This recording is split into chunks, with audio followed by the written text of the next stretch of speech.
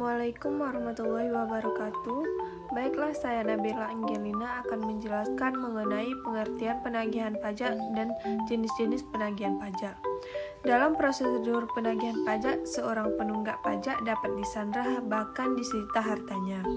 Sebagai wajib pajak, ada baiknya untuk memahami hal ini. Tujuannya agar wajib pajak dapat mengantisipasi risiko yang timbul dari penagihan pajak. Secara sederhana, penagihan pajak adalah serangkaian tindakan yang dilakukan agar penanggung pajak melunasi hutang pajak dan biaya penagihan pajaknya. Sementara, penanggung pajak adalah orang atau badan yang bertanggung jawab atas pembayaran pajak. Dasar hukum penagihan pajak tercantum dalam Undang-Undang Nomor 19 Tahun 2000 tentang penagihan pajak dengan surat paksa. Jenis-jenis penagihan pajak. Yang pertama, penagihan pasif merupakan penagihan terhadap sesuatu hanya dengan diberitahu atau dilayangkan surat pengingat kepada wajib bayar. Yang kedua, penagihan aktif merupakan tindakan lanjutan dari penagihan pasif. Jika penagihan pasif tersebut diabaikan atau tidak diindahkan oleh wajib bayar, maka akan dilakukan Selanjutnya yaitu dasar penagihan pajak. Dasar penagihan pajak dibedakan berdasarkan jenis pajaknya. Berikut ini dasar penagihan pajak menurut hukum.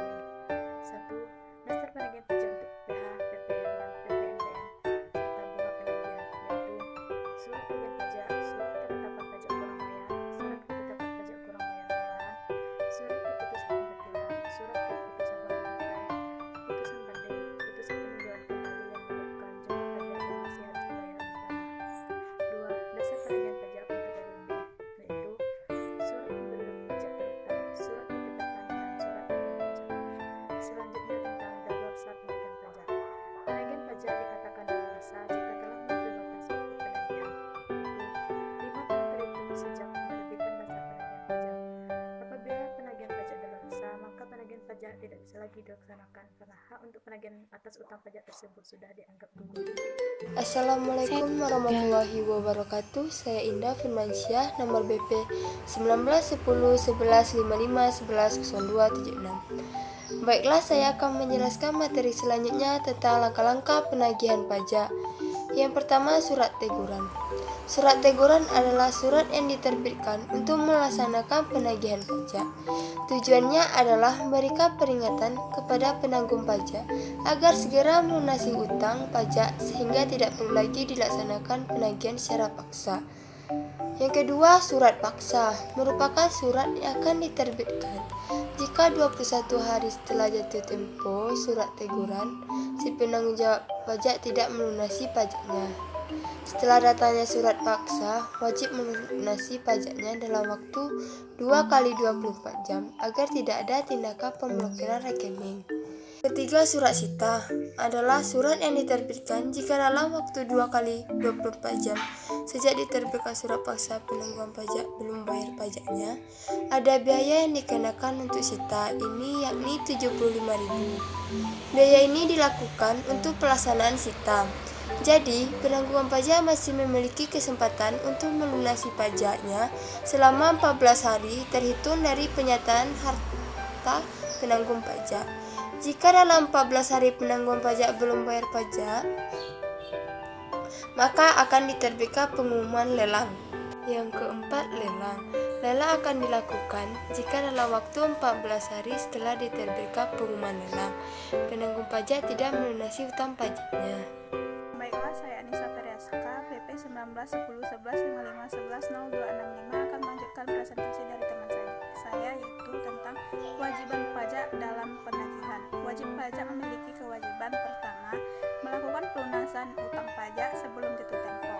2. Berkomitmen dalam bayar angsuran. 3. Bersifat kooperatif dalam tindakan penagihan pajak. 4. Tindak melanggar UU penagihan pajak dengan surat paksa saat penagihan pajak yang menyebabkan tindak pidana, misalnya memindahkan hutan, menyembunyikan memberikan, menghilangkan, maupun memindahkan hak atas barang yang disita.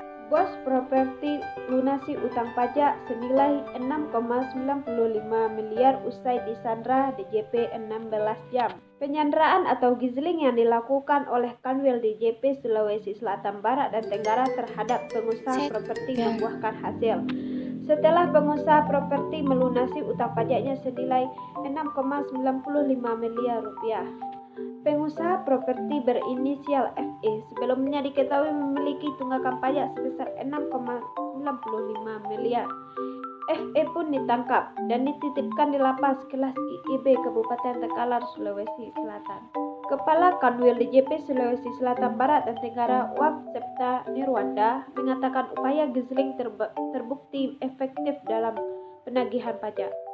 Pasalnya, setelah 16 jam di dalam sel, FE pun melunasi hutang pajaknya. Wan Septa menambahkan bahwa gizling terhadap FE bisa terlaksana dengan baik berkat kerjasama lintas instansi yaitu DJP, Polri, Kemenkumham Sulawesi Selatan, dan Badan Intelijen Negara di daerah Sulawesi Selatan. Cara penyelesaian kasus tersebut ialah sang penghutang pajak harus membayarkan kewajiban pajak sesuai yang tertera di undang-undang. Kalau tidak ada itikat baik, penghutang pajak harus disandra dengan mempenjarakannya.